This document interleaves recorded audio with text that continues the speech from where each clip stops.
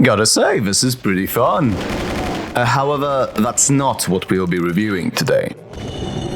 This is what we'll be reviewing today.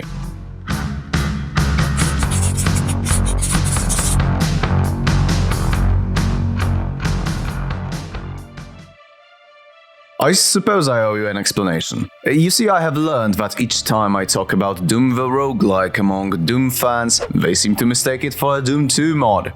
Somehow. Oh, it's because the mod is called Doom the Roguelike Arsenal. It's not needlessly confusing at all, no. No, the game we're talking about today is Doom the Roguelike, a traditional roguelike inspired by the classic id Software games. I could rant for minutes about how annoyed I am for the sheer fact I need to insert traditional among the descriptors there, but I'm simply too tired to wrangle tarts calling The Binding of Isaac or Nuclear Throne a roguelike. They want to be wrong, their problem. Anyway, Doom the Roguelike is a game developed by Kornel Kisielewicz, also known as Epion, initially released in 2002. Its latest stable release is version 0997 and can be downloaded free of charge from Chaos Forge's website. I could try to make some balmy premise for the game, but it's Doom. No, like, legit, its overall structure closely follows the original game from 1993. You go for Phobos, Deimos, then Hell. Assuming you survive that long, but later about that. For now, I must ask, ZeniMax, what the fuck is your problem? Doom the Roguelike was out there for ages. It couldn't be bothered, but of course, you fuckers had to be shitty and see indeed the project made for over more than a decade by some weirdo in his rustic shed in the middle of the Wild East. Tell me, have you gotten some brain parasitic clap from that incestuous relation with Bethesda of yours? Just because they need to ruin fun for everyone, as they've done with my poor beloved Fallout, doesn't mean you have to be shitty as well, you twats! Now that I got it out of my system, because believe it or not, Epion seemed indifferent when inquired, let's strap in for the ride, kids. You know, kids nowadays think they understand what the roguelike is because they spent countless hours watching some old cunt playing Binding of Isaac on YouTube, which is why I start with gameplay mechanics first, because we need to have it established, just so kiddies don't get confused. And before we do, I need to clarify, I've got nothing against the Binding of Isaac itself. It is a good, masterfully designed game that I've lost countless hours to back in the day myself. What I'm against is calling it a roguelike, which it isn't. Sure, there is a lot of discussion about the definitions, but nearly all those who don't have shitful brains agree that the turn-based nature of the game used to coin the genre name is paramount, along the permadeath, non-modality, and dungeon-crawling aspects. And then again, we do live in idiocracy for which definitions are nothing more than guidelines, and most of those poorly understood anyway. Action of Doom the Roguelike is turn-based, although not entirely in the way most people think of. Turns aren't exactly sequential. No, they are in fact parallel. The system is essentially real-time combat mapped into a grid that is then operated like a turn-based mechanism. Actually, you could use the idea to easily implement a real-time with active pause. How does it work is that each entity is characterized with a speed attribute that governs how fast it will be granted an opportunity to perform an action. If more than a single entity is allowed to perform action, all those actions happen at the same time. And I've said the word action so many times that there is now a very confused man somewhere in the sigil. While not necessarily correct, you can think of it as each action imposing a cooldown and speed determining how fast that cooldown is nullified.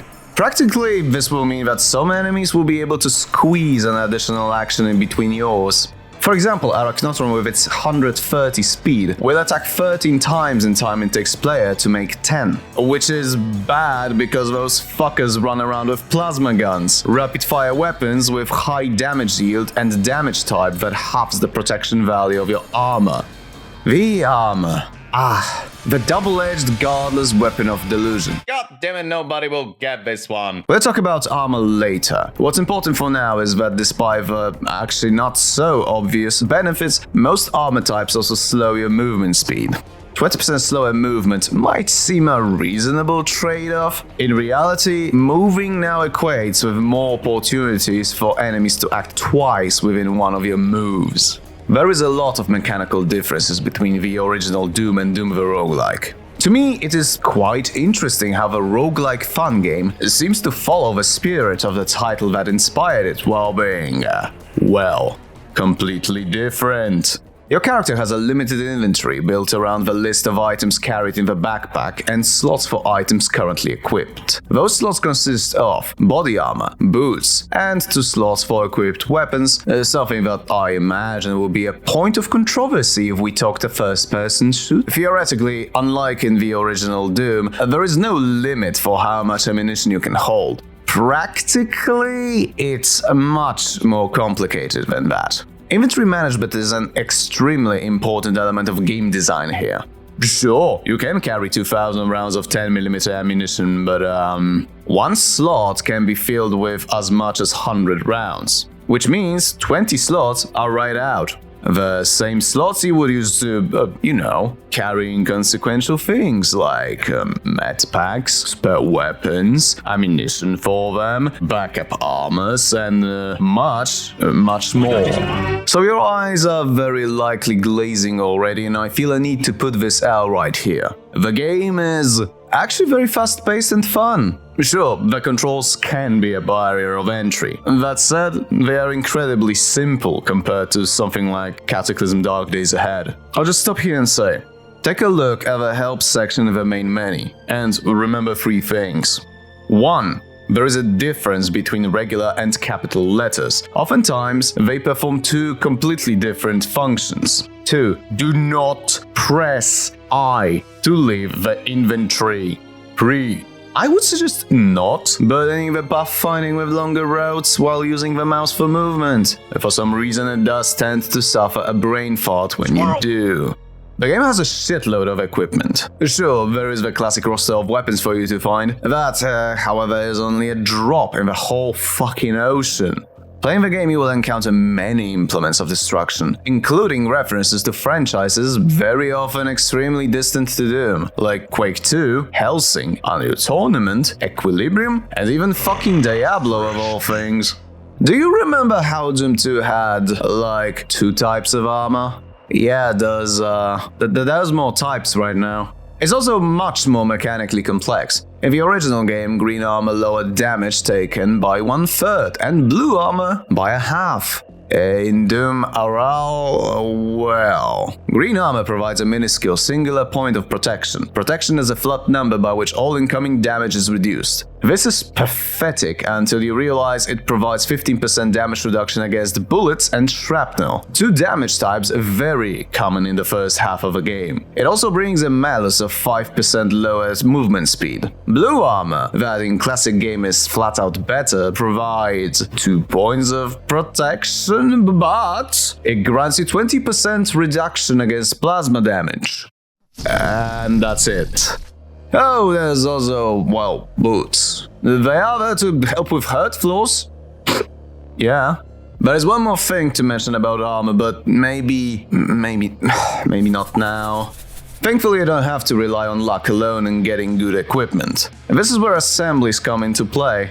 In your runs, you will encounter various kinds of mod packs that can be applied to your equipable items in order to modify their stats. Power packs will increase damage dealt by weapons or the protection value of an armor piece. Bulk packs will increase the magazine capacity or decrease reload speed for single-shot weaponry, etc. The assemblies are essentially your crafting recipes. The way the system works is simple. You slap a specific combination of mod packs on an item in order to create something with different properties. Example, slapping power and tactical mods on top of combat shotgun results in a tactical shotty. An amazing weapon for any build, thanks to it being one of the very few shotguns that operate in semi-automatic fashion, and probably the easiest of those to obtain at that. If you combine that with how all shotguns deal damage in a cone, never miss, and always deal damage, I rest my case about the utility of that particular assembly.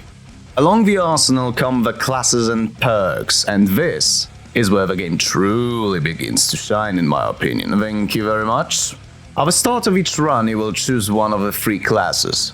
Marine, who starts with higher amount of maximum health points, for whom combat-enhancing drugs like Berserk last longer. Scout, who always knows where the exits are and have increased speed overall, which is kinda huge. And Technician, who uses items nearly instantly, while having the means to hack into computer maps, in order to access the tracking data of the enemies, and then spam them with the Navy SEAL copy-paste in their every waking moment. On top of that, each class has its own selection of 5 master traits exclusive to them. Oh right, traits. Traits are there to turn your character into a fucking badass, and by god you will need that. They are, at least for me, the way to plan my character ahead. Each run I start by asking myself, what do I want to play with, and what is my plan for survival? There are 3 tiers of traits. Simple traits with no prerequisites that mostly boost the stats of your build. Advanced traits, to add more flavor by modifying certain rules of a game, and master traits. You can only choose one of those, and they not only require a player to fulfill prerequisites, they also demand avoiding certain traits altogether, outright blocking them once you take that master trait. We don't have the time to explain everything, after all, this is a sociopathic society we live in, and that's on top of some cunt in the East having read history of World War II, as if it were an instruction manual instead of a cautionary tale, and so I'll tell you about what you can play around with instead. One of my favorite traits is the Vampire. It's a master trait available to a Marine. What it does is rewarding each kill you perform in melee by increasing your current health based on the fallen foe's health pool. Oh, did I mention this was a thing a decade before Doom 2016's Glory Kills?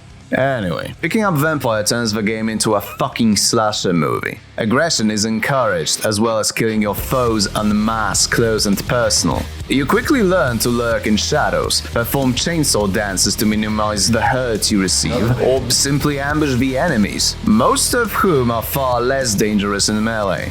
You might think, but Faber, a Vampire blocks Hellrunner, the perk that increases your movement speed and chances to dodge ranged attacks. Correct. However, it also requires at least a level in Berserker. This means that you will regularly have the Berserk effect triggered during melee. It's also guaranteed to trigger if you receive a sufficiently hard hit to the face, although I wouldn't recommend relying on this. The Berserk effect increases all resistances by 60%, turning you into a mostly invincible slab of diamond for the duration. Worse still, for those on the receiving end, it also increases your speed by preposterous 50%, turning your playthrough into a high-velocity Phobos chainsaw massacre.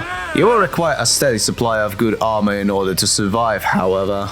Or you could choose a Scout and its Blade Master trait, because while Vampire promoted resilience and survival, the Blade Master studied the blade. It granted him the abilities many a mortal deem unnatural. In other words, the Blade Master rewards your slaughter by granting you free attacks, and a body order to guarantee this terrible technique will not be passed on to next generations. Do you know pistols? Pistol in the original Doom wasn't even a last resort weapon. It was a chunk of steel you would see at the start of the chapter, and not ever again once you acquired a chain gun. In the roguelike, however, pistols have their own separate playstyle. When talking pistols, I think it's safe to think about their respective master traits as if they represented characters from pop culture. Marine's very own bullet dance is like that chick from Black Lagoon. Brash, focused on pumping out copious amounts of lead while making the Mr. Wu proud. I think.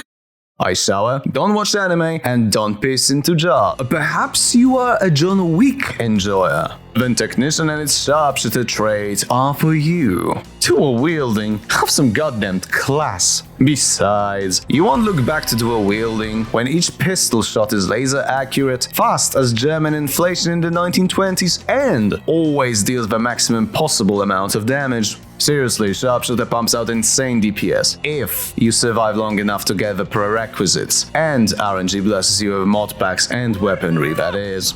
There's more, much more. and nobody forces you to pick a master trait. Going flexible master of none style is more than viable. I simply highlighted few of my favorite ways to play the game, and they happen to be, well, and quite sadomasochistic as it were.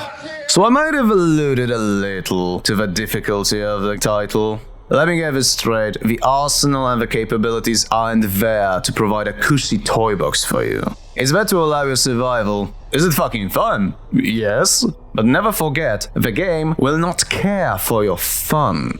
If you become careless, it will destroy you, spit on your earthly remains, and then urinate into your eye socket. Speaking of difficulty, there are 5 levels of it, just like in Doom 1 and 2. Well, not entirely true. Sure, they share the same names, however in Doom the Roguelike, Hey Not Too Rough should be thought of as normal, while Hurt Me Plenty as hard. And trust me, even Hey Not Too Rough will fuck you up. Although it does have a much more manageable difficulty curve for someone learning how to play the game. Just, for the love of Crom, don't play on I'm Too Young to Die. Unless it's a game journalist mode, in which case, sorry Appian the journalists usually don't talk about games that require activating more than 3 neurons. They simply are not equipped for that. I wonder what will be an example of exactly that. Most levels in Doom the Roguelike are procedurally generated, based on templates and the chapter you are currently in. Phobos will often contain warehouses, spacious rooms with a lot of cover in the form of crates. Deimos throws levels full of narrow corridors and small rooms. Hell is, a little hot. Special levels work differently. First of all, nearly all of them have a constant, rigid layout, and they always appear at fixed points of the run. A lot of them also have challenging encounters or twists or gimmicks. However, they also offer powerful rewards, assuming you will conquer them. And besides all that, they're just fucking fun to play. Well, with the exception of maybe 3 I can think of, because those can go fuck themselves. Despite how ostensibly the campaign part is based on Doom 1 and its structure, the enemy roster actually stretches as far as Doom 2 and beyond, adding spins on the classic monsters or nabbing an enemy from Quake here and there. Okay. However, some of them are flat out more deadly than they were originally. Or in some cases, increasing their trolling potential. What do I mean by that? You remember how I mentioned we'll return to the topic of armor later in the review? All zombie enemies can pick up and equip armors. You know what is more frustrating than a zombie surviving a shotgun blast to the face because he forced you to damage an armor piece meant for you? When that same zombie then proceeds to heal with a medkit, because they can pick up those as well, or when close to death, they decide to use the phase device and teleport to a random place in the level. Things turn dire when one of those fucking zombies actually pick up and equip a unique armor with ridiculous resistances against what happens to be your main source of damage. Oh, did I say that was when things turn dire? Oh, I'm terribly sorry. What I meant to say is that things turn horribly wrong when Hell Nobles do that.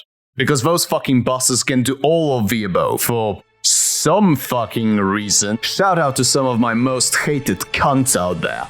The funny boner with his 50% bullet resistance. The drill sergeant whose job is to knock you back onto hurt floors. The arachnotrons with their 130 speed, meaning... Wait, I already mentioned that. The Hell Baron with his acid attacks that deal double damage to your armor. And my most hated, the cuntiest of them all, the Archvile. I fucking wish! No, it's the fucking Walmart Enjoyer! The fat is so fat it makes Graces jealous! The fucking Mancubus! The Mancubus in this game is fairly faithfully recreated. He fires a volley of 3 projectiles in a special spread designed to fuck you over. Except each of those fucking projectiles deals 4d6 damage and have an explosion radius of 2. Oh, and the fucker also immediately follows that barrage with a repeat, whether it sees you or not. If he scores a direct hit with the middle projectile, consider yourself more fucked than a female participant of the most legendary of gangbangs if you run around without high as fuck fire resistances. I fucking hate them. This is a good moment to mention challenges. In most cases, the Angel challenges put you against the regular campaign with forced restrictions. As an example, the Angel of Berserk will only allow melee, Angel of Shotgunnery to only fire shotguns. However, there are also things like Angel of Impatience, which forces your character to use items like medpacks or face devices immediately. Angel of Red Alert, giving you literal 2 minutes to midnight, and my personal nemesis, Angel of 100. Angel of 100 is special in one regard, and I don't mean additional chromosome. The rule is treacherously simple. You versus 100 standard levels back to back that get more and more dangerous.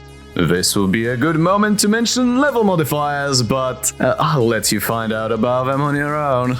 The terrifying part is, you can mix 2 challenges at the same time. There is much more to talk about here, but if I did, I would probably end up making this review an hour long, so let's move to presentation. Actually, no, a quick mention before we do that. Never trust levers. Oh, and another one. Barrels now do more harm than good. Avoid destroying them at all costs, unless you're desperate for resources. Actually, no, not even fucking then, because the explosions now destroy those resources. And now for something completely different. So I was recording additional footage for the Blade Master trait, and something magical happened. For the second time ever, I have managed to fulfill the requirements for accessing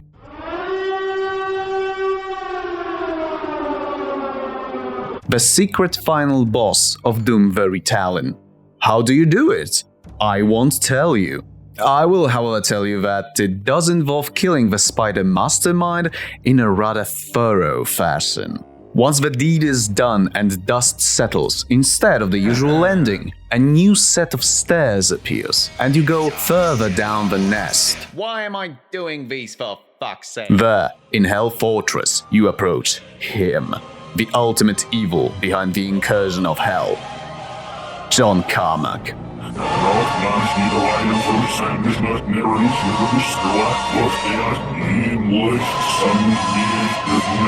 I'm not gonna lie, he's a tough bastard. Fucker runs around with a rocket launcher, summons clusters of enemies, and teleports around just to spite you. Which is especially annoying when you play a melee build. But at the end of the day, he falls, and I stand triumphant.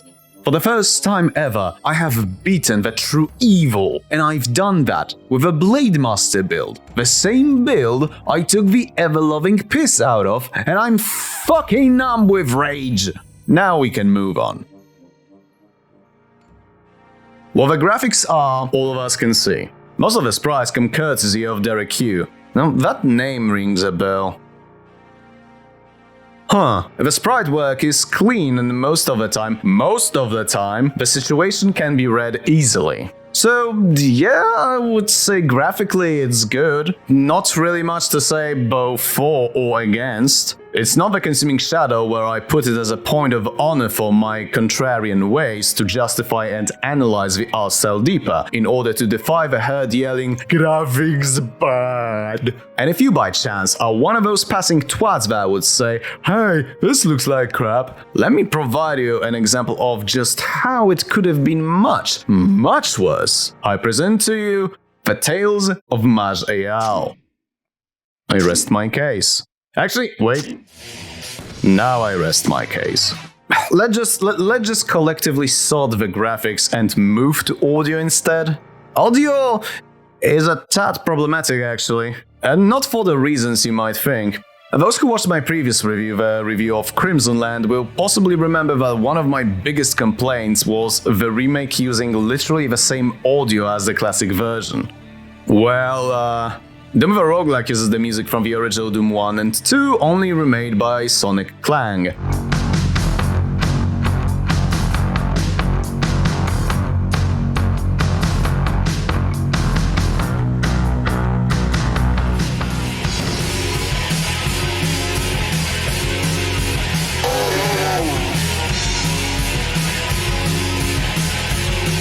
It also directly uses sound effects from the original games as well. You would think that's something I love to harp on. But no. No, because you know what's the difference? Crimson Land Remake is sold, while Doom the Roguelike is available for free. And even then, the soundtrack alone consists of remixes of the classics, and on top of that, boasts several new tracks composed by Simon Forpert.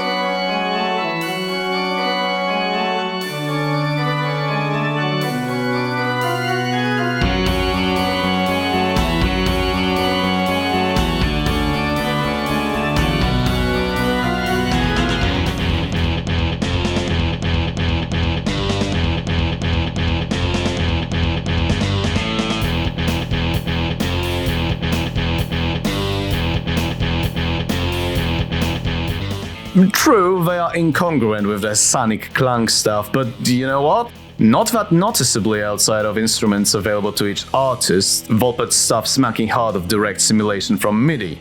It's pleasant to listen to and, most importantly, fitting. And seeing how this is a turn-based game, there are rarely any issues with audio layering that will blow out your speakers. The audio also has an additional role, very reminiscent of what the original id games did.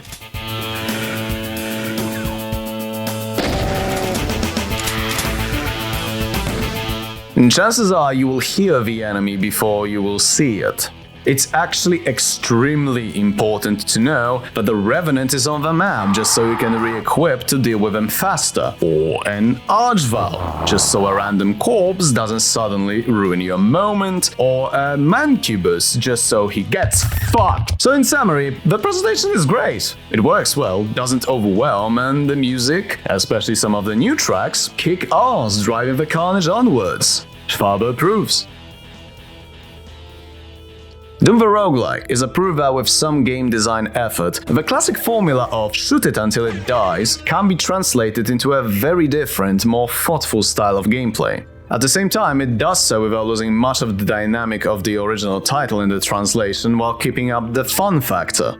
I believe it is safe to say that DoomRL is a perfect gateway drug into the genre of dungeon crawlers and traditional roguelikes. It's simple enough to grasp the basic mechanics, no matter how difficult I make them out to be. And unlike some other titles in the genre, it doesn't overwhelm you with options, mechanics, controls. At the same time, using this limitation to the fullest in order to provide a good variety of playstyles, strategies, tactics. It's an easy recommendation from me, even without accounting the price of entry being free. As a matter of fact, I believe DoomRL so good that I would like to pull your interest towards Jupiter Hell, the spiritual successor of DoomRL, made throughout years by Epion and a custom in-house engine. The stubborn bastard pulled through some hell and back in order to put it out there, while sternly keeping to game design principles many would consider suicidal or antiquated. For his tenacity alone, I believe he deserves recognition. And there's more than that. For reference, I've actually seen people that aren't into the genre playing Jupiter Hell and enjoying it. So if you gave DoomRL a try and liked it, give Jupiter Hell a shot. Also, yes, I do work for the publisher of Jupiter Hell, Hyperstrange.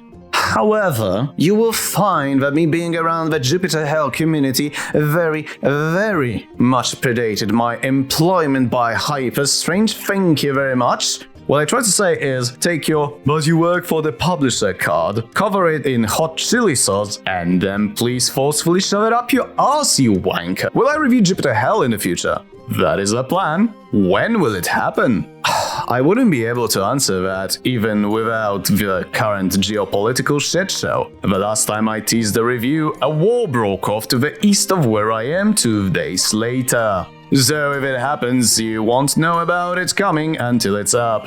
I already have several reviews I had to postpone indefinitely for a variety of reasons. I'm also getting slightly burnt out on making them. So if you enjoy this one or appreciated it, consider doing all the usual YouTube things, liking, subscribing, leaving a comment about how I got everything wrong and I should suck on the 12 gauge. And if you know places where these videos would be appreciated, well, feel free to share them there. See you next time, whenever that will be. Thank you for watching this review, and sorry I kept you waiting. I'm exhausted, so I'll be brief. Shoutout to my amazing patrons over on Patreon: Glenn Uno, Widerino, Łukasz Barański, Mefcio, and Chica Wow Wow. Apologies, life's been a bit of a mess these past 2 months. I neglected a lot. I sincerely hope this was worth the wait. Now, if you'll excuse me, I shall go and fix my own mess. Take care and stay safe.